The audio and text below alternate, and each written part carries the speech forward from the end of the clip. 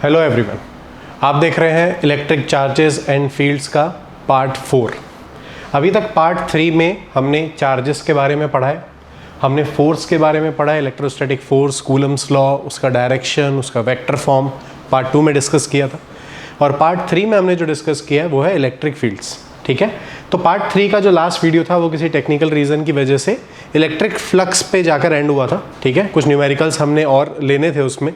Fine, तो हम electric flux भी यहाँ पूरा कवर करेंगे और फोर्स और इलेक्ट्रिक फील्ड से रिलेटेड एनसीईआरटी के न्यूमेरिकल्स लेंगे।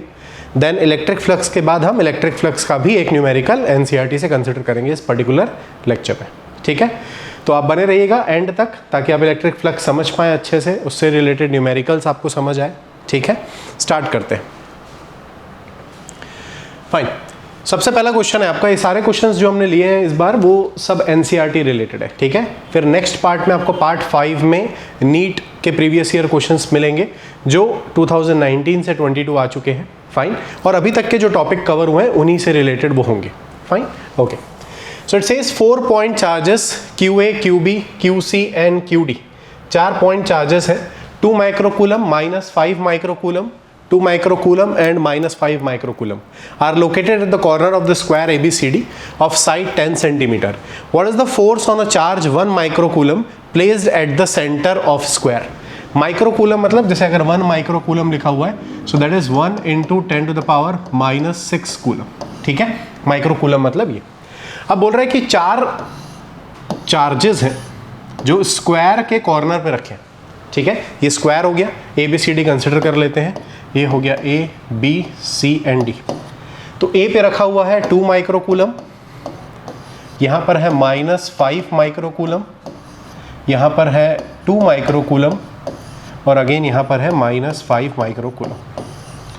अब इसके सेंटर पर ये इसका एक डायगोनल हुआ, ये इसका दूसरा डायगोनल हुआ। सेंटर पर इस पॉइंट पर 1 माइक्रोकूलम का चार्ज रखा है। सो यहाँ पर 1 माइक्रोकूलम का चार्ज रखा है, हम इसको O नाम दे देते हैं। ठीक है, इस पॉइंट पर, इस सेंटर पर 1 माइक्रोकूलम के चार्ज पर कितना फोर्स लग रहा होगा हमें ये बताना है। ठीक है, फाइन। तो हमें ये पता है कि अगर लाइक चार्जेस हैं तो वो एक दूसरे को रिपेल करते हैं, अनलाइक चार्जेस हैं तो वो एक दूसरे को अट्रैक्ट करते हैं। Fine, okay.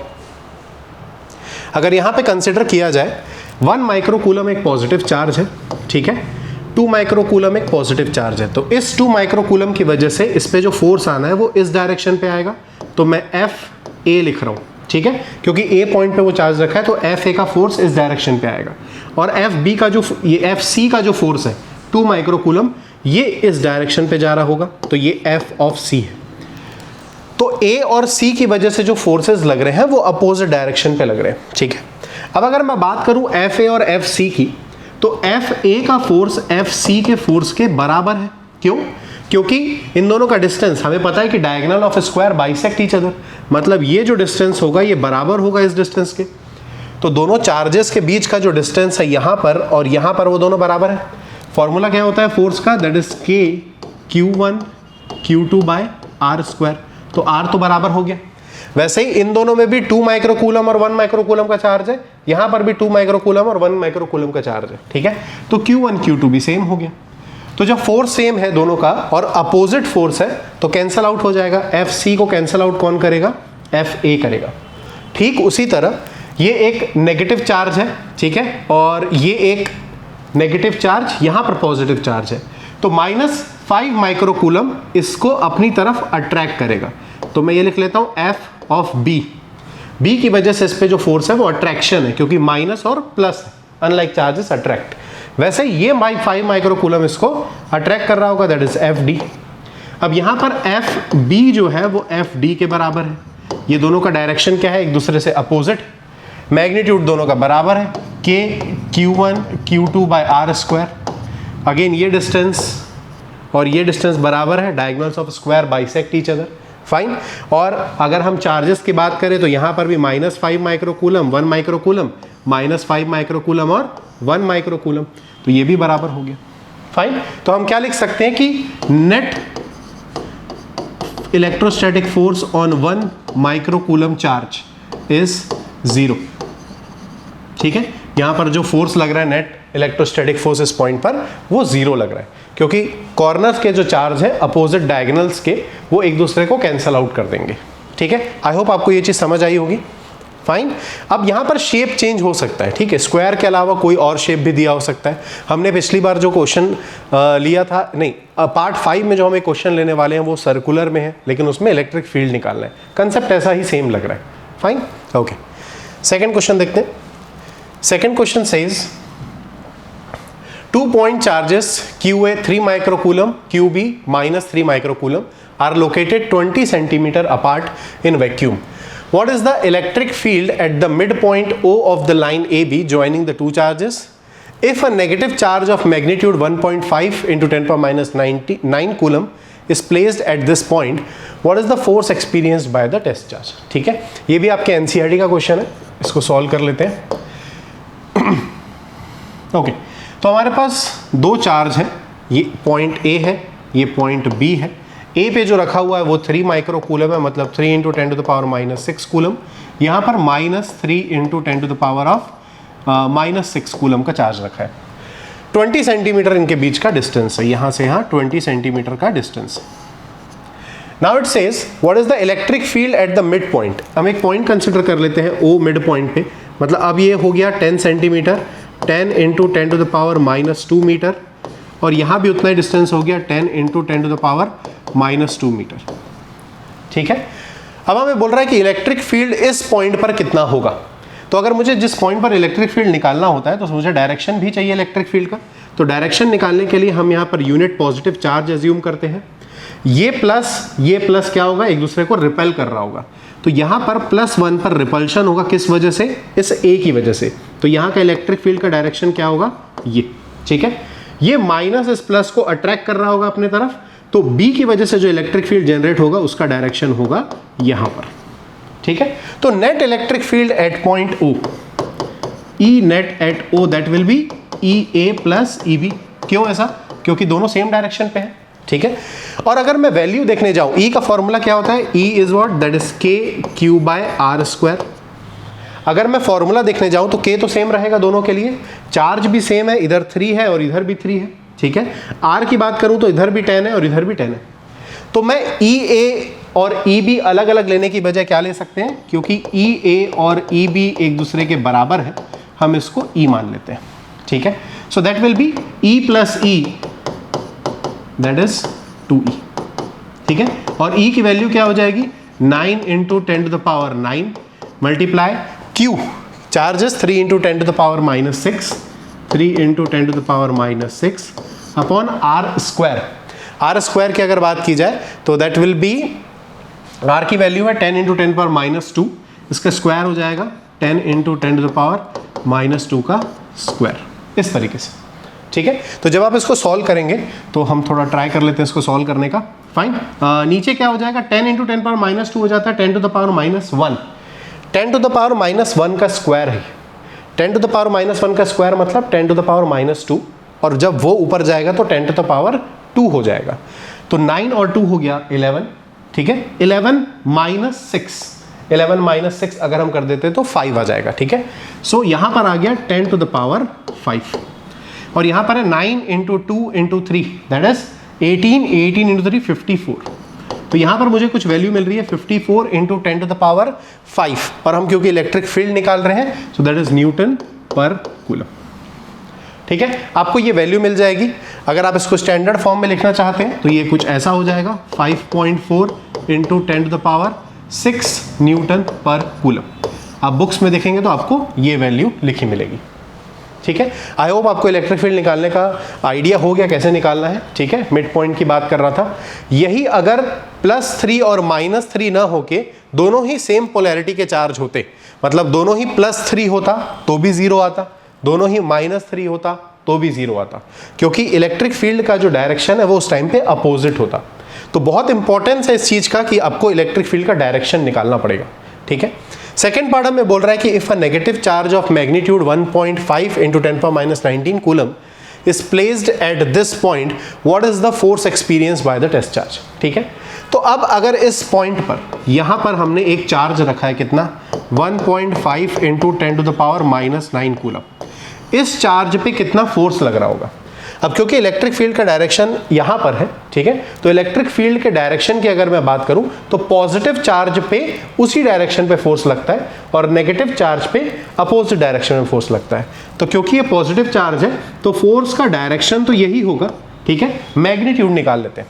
तो फोर्स का मैग्नीट्यूड निकालने के लिए हम क्या करेंगे, that is E into Q, ये होता है फोर्स का फॉर्मूला, ठीक है। सो E की वैल्यू आपको ऑलरेडी पता है, that is 5.4 into 10 to the power 6 और आपको चार्ज दिया हुआ है that is 1.5 into 10 to the power -9। आप जब इसको मल्टीप्लाई करेंगे तो आपको फोर्स की वैल्यू मिल जाएगी। डायरेक्शन आपको ऑलरेडी पता है, टुवर्ड्स बी है। इसकी वैल्यू हो जाएगी 8.1 into 10 to the power -3 newton. That will be the force. आप जब उसको मल्टीप्लाई करेंगे तो आपको ये वैल्यू मिल जाएगी फोर्स की, ठीक है। आई होप आपको ये न्यूमेरिकल समझ आया होगा। ओके ओके, नेक्स्ट क्वेश्चन देखते हैं। ये भी आपका एनसीईआरटी का क्वेश्चन है। It says a polythene piece rubbed with wool is found to have a negative charge of 3 into 10 to the power -7 coulomb. Estimate the number of electrons transferred from which to which. Electron कहाँ से कहाँ transfer हो रहा है। Is there a transfer of mass from wool to polythene, ठीक है। तो पहला सबसे हमें यह बताना है कि estimate the number of electrons transferred. तो नंबर ऑफ इलेक्ट्रॉन ट्रांसफर जो है ये हम किस फॉर्मूले से निकालते हैं, क्वांटाइजेशन ऑफ चार्ज से, ठीक है। ओके, अगर हम इसको समझते हैं, पॉलिथीन पीस है, एक पॉलिथीन पीस ले लेते हैं, ओके, और दूसरा हमारे पास वुल है। ये दोनों को आपस में रब किया जा रहा है। अगर आपको याद होगा हमने चार्जिंग मेथड्स में पढ़ा था, फ्रिक्शन एक तरीके का चार्जिंग मेथड होता है। तो दो मटेरियल को आपस में रब करके हम एक दूसरे को इसको दोनों मटेरियल्स को चार्ज कर सकते हैं। तो वैसा ही कुछ यहाँ पर हो रहा है। और चार्जिंग कैसे होगी, जब इलेक्ट्रॉन एक मटेरियल से दूसरे मटेरियल में ट्रांसफर होगा। फाइन, तो यहाँ पर हम वुल और पॉलीथीन पीस को रब कर रहे हैं। अच्छा, अब जिस पे इलेक्ट्रॉन जाता है उसमें नेगेटिव चार्ज आ जाता है। It says a polythene piece rubbed with wool is found to have a negative charge. तो पॉलीथीन पीस पे नेगेटिव चार्ज आ रहा है, इस पे पॉजिटिव चार्ज आ रहा है। तो इलेक्ट्रॉन यहां से यहां ट्रांसफर हुए होंगे, ठीक है। इलेक्ट्रॉन जहां पे ट्रांसफर होता है उस पे नेगेटिव चार्ज, जहां से इलेक्ट्रॉन निकल रहा है उस पे पॉजिटिव चार्ज। तो it says polythene piece rubbed with wool is found to have a negative charge. तो इस पे नेगेटिव चार्ज है कितना, -3 into 10 to the power -7 coulomb का चार्ज है। उतना ही इसके पास पॉजिटिव चार्ज भी होगा, ठीक है। फाइन, हमको बोल रहा है नंबर ऑफ इलेक्ट्रॉन्स ट्रांसफर। तो ये तो मिल गया, कहां से कहां ट्रांसफर हो रहा है। So from wool to polythene piece, ठीक है, यहां पर ट्रांसफर हो रहा है। Next is number of electrons transfer. कितने इलेक्ट्रॉन ट्रांसफर हो रहा है हमें ये बताना है। तो हमें पता है क्वांटाइजेशन ऑफ चार्ज, चार्ज का तीसरा प्रॉपर्टी जो हमने पढ़ा था दैट इज पार्ट 1 में, वो है quantization of charge. That is charge on any object is the integral multiple of basic unit of charge, ठीक है। जहां पर n है वो नंबर ऑफ इलेक्ट्रॉन्स, q है चार्ज और e है चार्ज ऑन 1 इलेक्ट्रॉन, ठीक है। सो n हमें मिल जाएगा that is q/e। q total charge इस पे आ रहा है 3 इंटू 10 टू द पावर -7 और चार्ज ऑन 1 इलेक्ट्रॉन होता है 1.6 into 10 to the power -19 coulomb, ठीक है। तो Q भी कूलम में है, ये भी कूलम में है, ये कैंसल आउट। तो N जो होगा वो यूनिट लेस होगा, ठीक है। जब आप इसको डिवाइड करेंगे तो आपको नंबर ऑफ इलेक्ट्रॉन मिल जाएगा and that will be 1.87 into 10 to the power, यहाँ पर जब इसको सॉल्व करेंगे तो 10 टू द पावर 12 कुछ आ जाएगा, ठीक है। आपको कुछ ऐसी वैल्यू मिल जाएगी, जैसे 19 ऊपर जाएगा तो -7 प्लस 19 अगर हम करेंगे so that will be 12 only, ठीक है। तो इतने नंबर ऑफ इलेक्ट्रॉन्स ट्रांसफर होंगे। फाइन, ये आपके फर्स्ट पार्ट का क्वेश्चन आंसर है। Second, it says is there a transfer of mass also from wool to polythene. अगर आपको फर्स्ट ये देखना है विच टू विच, तो आपको ऑलरेडी सेकंड में मेंशन है कि वुल से पॉलीथीन कुछ मास ट्रांसफर हो रहा है क्या, तो ऑब्वियसली इलेक्ट्रॉन्स ट्रांसफर होंगे तो मास भी ट्रांसफर होगा ही, ठीक है। सो वुल से पॉलीथीन हमारा ट्रांसफर हो रहा था, या आप ऐसे भी निकाल सकते थे। फाइन, अब अगर इलेक्ट्रॉन ट्रांसफर हो रहा है तो मास भी ट्रांसफर होगा, क्योंकि इलेक्ट्रॉन के पास मास भी होता है। सो टोटल मास ट्रांसफर अगर हम निकालना चाहते हैं,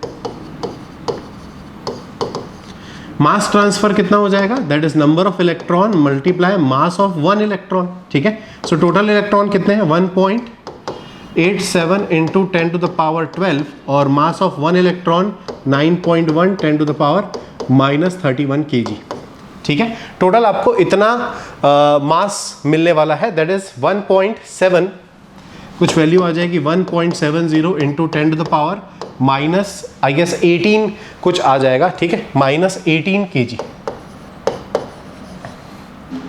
इतना टोटल मास ट्रांसफर हुआ है, बहुत कम मास है 10 to the power minus 18 kg। कहाँ से कहाँ? वुल से पॉलीथिन, ठीक है, क्योंकि इलेक्ट्रॉन्स भी वहीं ट्रांसफर हुए, इसलिए पॉलीथिन पे नेगेटिव चार्ज आया और वुल पे पॉजिटिव चार्ज आया, ठीक है। आई होप आपको ये क्वेश्चन क्लियर होगा। ओके, तो अभी तक हमने फोर्स, इलेक्ट्रिक फील्ड और पहले पार्ट, तीनों पार्ट से हमने एक एक न्यूमेरिकल यहाँ पर कंसिडर किया है, ठीक है। अब हम आते हैं नए कंसेप्ट पे, दैट इज इलेक्ट्रिक फ्लक्स, ठीक है। नेक्स्ट कंसेप्ट हमारा that is electric flux. Okay, अब इलेक्ट्रिक फ्लक्स सबसे पहले मैं इसको डिफाइन कर देता हूँ, ठीक है, आपको समझना थोड़ा सा आसान हो जाएगा। डेफिनेशन ऑफ इलेक्ट्रिक फ्लक्स होता है number of electric field lines, number of electric field lines passing through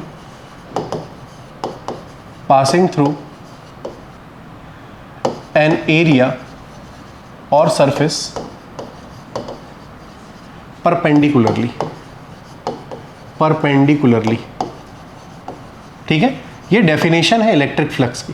तो इलेक्ट्रिक फ्लक्स सिर्फ number of electric field lines है, नंबर बता रहा है, मतलब ये एक स्केलर क्वांटिटी होती है, it is a scalar quantity,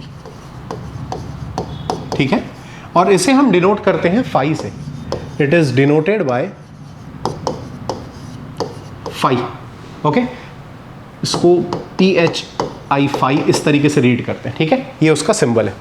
तो इलेक्ट्रिक फ्लक्स जो है वो number of electric field lines है जो पास करती है एक पर्टिकुलर एरिया से परपेंडिकुलरली। सिर्फ परपेंडिकुलर लाइंस को ही हमें कंसिडर करना है इलेक्ट्रिक फ्लक्स में। नेक्स्ट, ये एक स्केलर क्वांटिटी है और ये फाई से डिनोट होता है, फाइन, ओके। अब इसका कोई फॉर्मूला ऐसे डेरिवेशन स्पेसिफिक नहीं है, बट हम वो सारे पैरामीटर्स देख लेते हैं जिनकी वजह से इलेक्ट्रिक फ्लक्स जो है वो इफेक्ट होता है, और उसी के बेसिस पे हम उसका फॉर्मूला बना लेंगे, ठीक है, ओके। तो अगर मैं बात करूं इलेक्ट्रिक फील्ड लाइंस, तो ये सपोज इलेक्ट्रिक फील्ड लाइंस है, ठीक है। हमारे पास एक अगर एरिया है, ये कुछ एरिया है, और ये अगर यहां से ऐसे परपेंडिकुलर क्रॉस हो रहा है, ठीक है, सो ये इलेक्ट्रिक फील्ड लाइंस को हम फ्लक्स बोलते हैं। तो जितनी electric field of line cross होंगी उतना फ्लक्स हो जाएगा इस एरिया का। हम किसी एरिया के लिए ही फ्लक्स को डिफाइन करते हैं, ठीक है। अब अगर मैं बात करूं सबसे पहले फाई, तो फाई प्रोपोर्शनल होता है ई के। Number of field lines obviously increase हो जाएंगी जब इलेक्ट्रिक फील्ड ऑफ लाइंस बढ़ जाएगा। यहां पे अगर मैं इलेक्ट्रिक फील्ड ऑफ लाइंस ऐसे ई की वैल्यू बढ़ा दूं, तो नंबर ऑफ फील्ड लाइंस जो क्रॉस हो रही हैं वो ज़्यादा क्रॉस हो रही हैं, ठीक है। तो यहाँ पर अगर इलेक्ट्रिक फील्ड की वैल्यू बढ़ जाएगी तो फाई बढ़ जाएगा, फाइन। तो ये पहला रिलेशन है कि phi is directly proportional to number of electric field lines या फिर इलेक्ट्रिक फील्ड, ओके। सेकेंड है, अगर ये मेरा एरिया A1 है सपोज, और मैंने एक दूसरा एरिया बनाया कुछ इस तरीके से, ये एरिया बनाया मैंने, ठीक है। तो अब क्या दिख रहा है मुझे कि पहले के कंपेयर में अब ज्यादा फील्ड लाइन क्रॉस हो रही है, मतलब फ्लक्स की वैल्यू बढ़ गई। जितनी ज्यादा इलेक्ट्रिक फील्ड लाइन क्रॉस हो रही है तो फ्लक्स की वैल्यू उतनी ही ज्यादा होगी, ठीक है। एरिया को बढ़ाने से फ्लक्स जो है वो बढ़ गया। तो दूसरा हम रिलेशन क्या बोल सकते हैं कि phi is proportional to area, this is the second relation. तीसरा रिलेशन ये है, अभी जैसे ये हमारा जो एरिया है, ओके, इलेक्ट्रिक फील्ड लाइंस इस डायरेक्शन पे है, और एरिया वेक्टर अगर मैं बात करूं तो वो इस डायरेक्शन पे होगा। तो फील्ड लाइन भी इस डायरेक्शन पे, एरिया भी इस डायरेक्शन पे, तो दोनों के बीच एंगल कितना बन रहा है? 0 डिग्री का एंगल बन रहा है, करेक्ट है। एरिया वेक्टर और ई के बीच में, ये एरिया वेक्टर है ये वाला, और ये ई है, दोनों के बीच में कितने का एंगल बन रहा है? 0 डिग्री का एंगल बन रहा है, ओके। तो अगर 0 डिग्री का एंगल बन रहा है, थीटा अगर 0 डिग्री है, तो सबसे ज्यादा लाइंस क्रॉस होंगी ऑब्वियसली। जैसे मैं इस एरिया को ऐसे टिल्ट करता जाऊंगा, ऐसे टिल्ट करता जाऊंगा या ऐसे टिल्ट करता जाऊंगा, तो मुझे इलेक्ट्रिक फ्लक्स जो मिलेगा वो वैल्यू कम होती जाएगी। तो तीसरा फैक्टर जो इसमें इंक्लूडेड है वो ये है theta, that is the angle between A and E. अगर आपको थोड़ा सा समझना है कि वो थीटा कॉस थीटा है कि साइन थीटा है, तो हम कुछ ऐसे नोटिस करते हैं, ठीक है। थीटा जब 0 होगा तो हमें मैक्सिमम वैल्यू मिल रही है, फाई की वैल्यू जो है वो हमें मैक्सिमम मिल रही है, ठीक है। अब अगर फॉर एग्जांपल मैं इसको पूरा ऐसे हॉरिजॉन्टल कर लूँ अगर इसको, ठीक है, ये कुछ अब सरफेस इस तरीके से है, इस तरीके से सरफेस है। अब E इस डायरेक्शन पे जा रहा है, A इस डायरेक्शन पे जा रहा है, एरिया वेक्टर परपेंडिकुलरली आउटवर्ड होता है सरफेस के, तो दोनों के बीच में एंगल जो है वो 90 डिग्री का एंगल बन रहा है। और जब मैं ऐसे हॉरिजॉन्टल कर लूंगा तो एक भी फील्ड लाइंस परपेंडिकुलरली नहीं जाएंगी, तो इस केस में फ्लक्स जो मिलने वाला है मेरे को, फ्लक्स 0 मिलने वाला है, मतलब मिनिमम, 0 से कम तो हो नहीं सकता वो, ठीक है। और इस केस में थीटा जो बन रहा है वो 90 डिग्री बन रहा है। तो हमें बस ये देखना है कि कौन सा ट्रिग्नोमेट्रिक रेशियो थीटा 90 पे वैल्यू 0 देगा और थीटा 0 पे मैक्सिमम वैल्यू देगा। तो साइन की बात करूं तो साइन 0 तो 0 होता है और साइन 90 1 होता है। साइन की मैक्सिमम वैल्यू होती है 90 पर और 0 होता है 0 डिग्री पर। लेकिन यहाँ पर 0 डिग्री कब आ रहा है, हमें मैक्सिमम वैल्यू मिल रहा है 0 डिग्री पर। तो कॉस के साथ ऐसा होता है, कॉस 1 होता है, ठीक है ना, 0 डिग्री पर कॉस की वैल्यू 1 होती है। तो ये तीसरा जो डिपेंडेंसी आया वो आया कॉस थीटा पे। तो अगर मैं ये तीनों फैक्टर को कंबाइन करता हूं, आई होप आपको कॉस थीटा वाला समझ आया होगा, 0 डिग्री पे मैक्सिमम और 90 डिग्री पे मिनिमम। मिनिमम की बात करूं तो 0, ये हमको मिलता है कॉस पे, फाइन, इसलिए हम कॉस थीटा कंसिडर कर रहे हैं। ये तीनों को अगर आप कंबाइन कर लेंगे तो आपको वैल्यू क्या मिल जाएगी, phi is equal to E A cos theta, जहां पर थीटा जो है, theta is angle between A vector and E vector, ठीक है। तो इसको हम वेक्टर फॉर्म में क्या लिख सकते हैं, ई डॉट ए, ऐसे भी लिख सकते हैं, ठीक है। अगर मैं एसआई यूनिट की बात करूं, एसआई यूनिट ऑफ फाई, तो फाई का एसआई यूनिट क्या हो जाएगा, ई लिखा हुआ है, ई मतलब N upon C Newton per coulomb, and then ए है मतलब मीटर स्क्वायर। एक तो इसकी यूनिट ये हो जाएगी, दूसरी इसकी यूनिट ऐसे भी लिख सकते हैं, Newton per coulomb into metre, ये हो जाता है वोल्ट, ये हो जाता है वोल्ट, और एक और मीटर बच गया वो हम यहाँ लिख लेंगे। सो वोल्ट मीटर इसकी दूसरी यूनिट होती है। 2 यूनिट है, आप न्यूटन मीटर स्क्वायर पर कूलम लिख सकते हैं या वोल्ट मीटर लिख सकते हैं, ये 2 यूनिट है किसकी, फ्लक्स की, ठीक है। आई होप आपको इलेक्ट्रिक फ्लक्स का टॉपिक समझ आया होगा। इसका कोई ऐसा खास डेरिवेशन नहीं है, सिर्फ हम वो सारे फैक्टर्स को पहले स्टडी करके फिर एक इक्वेशन में कंबाइन कर लेते हैं, ठीक है, और वहाँ से हमारे को इलेक्ट्रिक फ्लक्स मिल जाता है, फाइन, ओके। एक क्वेश्चन कंसिडर करते हैं इलेक्ट्रिक फ्लक्स से, ये भी आपके एनसीईआरटी का क्वेश्चन है, ठीक है, fine. It says consider a uniform electric field E is equal to 3 × 10⁻3i। ये जो I दिख रहा है आपको, दैट मीन्स x एक्सिस में ट्रेवल हो रहा है, ठीक है ना। आई कैप कहाँ बनता है, x एक्सिस के लिए बनता है। What is the flux of this field through a square of 10 centimetre on a side whose plane is parallel to YZ plane? What is the flux through the same square if the normal to its plane makes a 60 degree angle with x axis? ठीक है, okay. अगर मैं YZ plane को consider करता हूं, अगर YZ plane को consider किया जाए तो x एक्सिस उसके लिए परपेंडिकुलर हो गया, ठीक है। हम थोड़ा यहां पर देख लेते हैं, ये x है, ये y है, ये z है। तो YZ प्लेन की अगर बात की जाए तो ये YZ प्लेन है, ठीक है। और अगर x एक्सिस से बात करूं तो x एक्सिस यहां से ऐसे परपेंडिकुलर निकलता है इस तरीके से, तो ये जो एंगल बनेगा ये 90 डिग्री का बनाएगा। तो पहला बोल रहा है कि XY प्लेन में रखा हुआ है और इलेक्ट्रिक फील्ड लाइंस आई कैप मतलब x एक्सिस में, मतलब इलेक्ट्रिक फील्ड लाइंस परपेंडिकुलर है। अगर ये प्लेन XY में रखा हुआ है तो x एक्सिस के लिए, सॉरी YZ में रखा है तो x एक्सिस ऐसा जाएगा perpendicular to the plane, fine. तो पहले में जो थीटा बन रहा है, that theta is equal to what, 90 degree, और सेकंड में थीटा 60 डिग्री हमें ऑलरेडी गिवन है, ठीक है। तो यहाँ पर ये जो एंगल बना एरिया का और ई का, दोनों कैसा बना, दोनों 0 डिग्री, इनके बीच का एंगल जो बन रहा है वो 0 डिग्री बन रहा है, सॉरी 90 मैंने यहाँ लिखा, इन दोनों के बीच का एंगल जो बन रहा है वो 0 डिग्री का बन रहा है, ठीक है। अगर दोनों परपेंडिकुलर रखे हुए हैं प्लेन और ई, तो दोनों के एंगल कैसा बनेगा, 0 डिग्री का बनेगा। तो फर्स्ट केस में अगर मैं फाई की बात करूँ, ए केस में फाई जो है that is E into A, E is 3 × 10⁻³ into area. आपको 10 सेंटीमीटर दिया है स्क्वायर का साइड, एरिया हो जाता है साइड स्क्वायर, मतलब 10 × 10⁻⁻² का स्क्वायर। -2 क्यों कर रहे हैं, क्योंकि हमें क्या करना है, उसको मीटर में कन्वर्ट करना है, तो ये मीटर में कन्वर्ट हो गया और उसका स्क्वायर कर दिया, side square is the area, ठीक है। और next is cos theta, that is cos 0 degree, first में 0 है, तो ये तो 1 हो गया, ये वैल्यू 1 हो गई।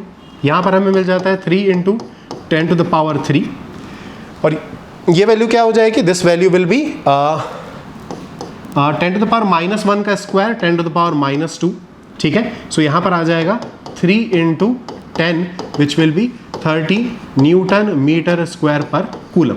ये आपको फाई की वैल्यू आएगी फर्स्ट केस में। सेकंड केस में क्या बोल रहा है, सिर्फ थीटा चेंज हो रहा है, सिर्फ थीटा की वैल्यू चेंज हो रही है। So that is phi equal to 3 into 10 to the power 3 into 10 into 10 to the power -2 का square multiply cos 60 degree. cos 60 कितना होता है 1/2, ठीक है। सो इसको सॉल्व कर लेते हैं। तो ये वैल्यू ही यहाँ से यहाँ तक की वैल्यू हुई, तो पिछली बार 30 आई थी। सो दिस इज 30 मल्टीप्लाई ये हो जाएगा 1/2 cos 60, so that is 15 newton metre square पर कूलम, ठीक है। तो ये आपको फाई की वैल्यू मिल जाएगी सेकंड केस में। फाइन, आई होप आपको समझ आया होगा। अभी तक जो टॉपिक्स हमने कवर किया है सबसे हमने एक एक न्यूमेरिकल अभी एनसीईआरटी से कंसिडर किया है, आपको ये बताने के लिए कि हम वो सारे कंसेप्ट कवर कर रहे हैं जिससे आप एनसीईआरटी के न्यूमेरिकल्स या नीट के न्यूमेरिकल्स को लगा पाएंगे ईजिली, ठीक है। मिलते हैं आपसे नेक्स्ट वीडियो में। नेक्स्ट वीडियो में पार्ट 5 में हम नीट के PYQs लेके आएंगे आपके लिए, ठीक है। और आपको ये आइडिया देंगे कि जो चीज़ें हम कवर कर रहे हैं उससे नीट के क्वेश्चंस भी आप सॉल्व कर सकते हैं।